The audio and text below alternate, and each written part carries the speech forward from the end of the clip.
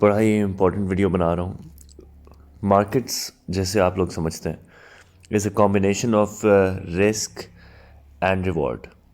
Risk and reward से मतलब ये हुआ कि जितने आप पैसे लगा रहे हैं उसमें से आप कितने रिस्क करना चाहते हैं। अगर आप समझें 1 लाख लगा रहे हैं तो 1 लाख में से आप चाहते हैं कि 1 साल बाद 80,000 हो जाएं तब भी खैर है, लेकिन 140 टाइप आप रिटर्न एक्सपेक्ट कर रहे हैं।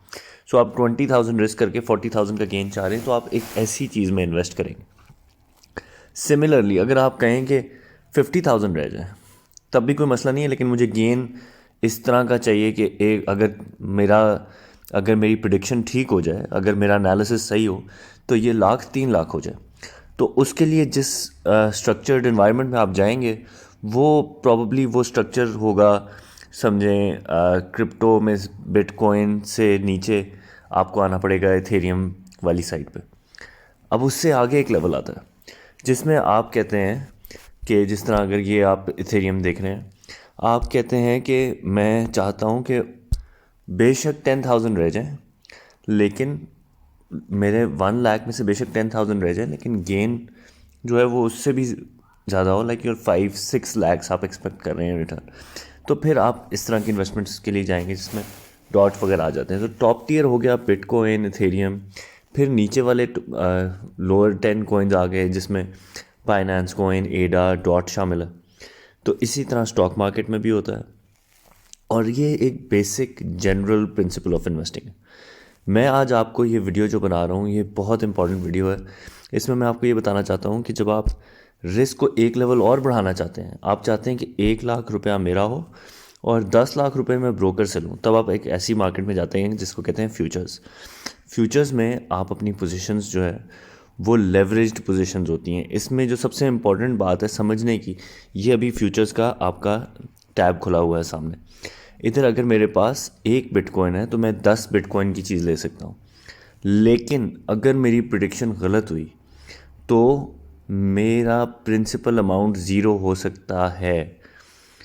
चाहे बिटकॉइन उसके बाद रिकवर भी कर जाए तो मेरी पोजीशन ज़ीरो हो जाएगी, उसके बाद I will never be able to recover.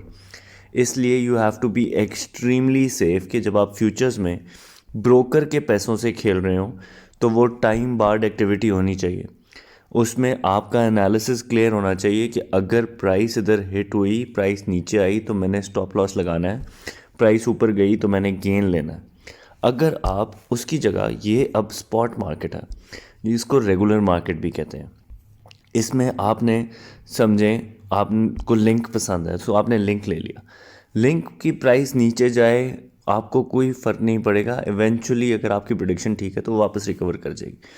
Futures के टैब में अगर आप जाएंगे और फ्यूचर्स में आप अगर इधर जो है वो मैं 10 बिटकॉइन डालता हूँ और मेरे पास टोटल 1 बिटकॉइन है तो वो मुझे वो पोजीशन लेने की इजाज़त दे देगा। But at the same time अगर मेरी प्रिडिक्शन गलत हुई तो वो प्राइस जब नीचे आएगी तो मैं इसको कहते हैं लिक्विडेशन, मैं लिक्विडेट हो जाऊंगा। उसके बाद अगर प्राइस इवेंचुअली रिकवर करती भी है तो मेरे पास कुछ भी नहीं रहेगा। ये मैं इस वजह से कह रहा हूँ because I know a lot of people who have lost a lot of money. ठीक है, मैं आपको अपनी एग्जांपल से भी बता सकता हूँ। मैंने भी अराउंड कम से कम आई गॉट लिक्विडेटेड जिसमें 3 से 4 बिटकॉइन आई लॉस्ट, और अब मैं आहिस्ता आहिस्ता इसको स्पॉट से ही मैंने रिकवर किया है। मैं अगली वीडियोस में आपको ये बताऊंगा कि मैंने फिर उस पोजीशन को कैसे रिकवर किया।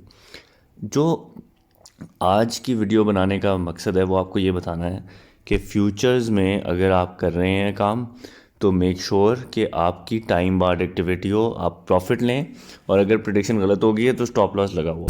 स्पॉट मार्केट में अगर आप इस वाले टैब में हैं तो अगर आपने मैटिक लिया है, मैटिक बेशक 1.8 पे लिया है, 0.5 पे भी चला जाए कोई परेशान होने वाली बात नहीं है। अगर आपकी असेसमेंट ठीक है, आपने फंडामेंटली स्टडी ठीक की हुई है, आपका ख्याल है कि मैटिक इज़ वर्किंग फाइन, वो अपना प्रिंसिपली उसका बिजनेस ठीक चल रहा है, वो जो काम करना चाह रहा है वो अचीव कर रहा है, प्राइस जो है वो कोई इंडिकेटर नहीं होती कि अंडरलाइंग एसेट काम ठीक कर रहा है या नहीं कर रहा। प्राइस को इस तरह मॉनिटर आपने सिर्फ तब करना है जब आपकी लेवरेज्ड पोजीशन हो। लेवरेज पोजीशन आप लेंगे फ्यूचर्स में या मार्जिन ट्रेडिंग में।